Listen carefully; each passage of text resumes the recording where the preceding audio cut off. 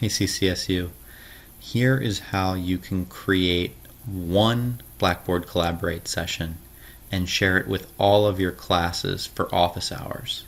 Some of you identified if you're teaching more than one course, so I have 3 courses for the fall.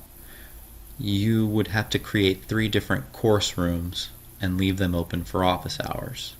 And that would be a little hard to manage if you had to bounce between 3 different web pages for Collaborate. So let me show you how to make one session. Pick any one of your courses, go to Blackboard Collaborate that you've added to your menu. You're going to create a new session called Office Hours,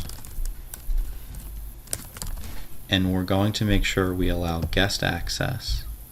And then I'm going to scroll down and I'm going to choose this session that never ends. And then I'm going to create that session. So once I create the session, it will generate the guest link. I'm going to copy that guest link and save that because I'm going to use that to generate my office hours in each course. So once I have that session saved and copied, I'm going to go over to my course menu and I'm going to add a web link. That link will be the guest access link I just generated for office hours.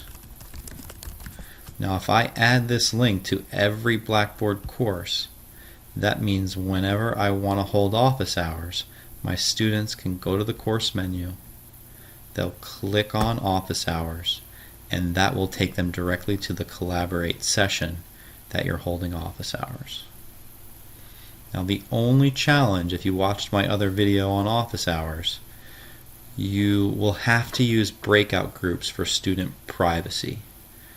You will not be able to lock a session like you can lock a course room. So if I just go back and show you under Blackboard Collaborate link, here's my office hours session. So that you can join it as the moderator, you should join through Blackboard Collaborate and join the session. Then you're a moderator. Your students will join it through the office hours link.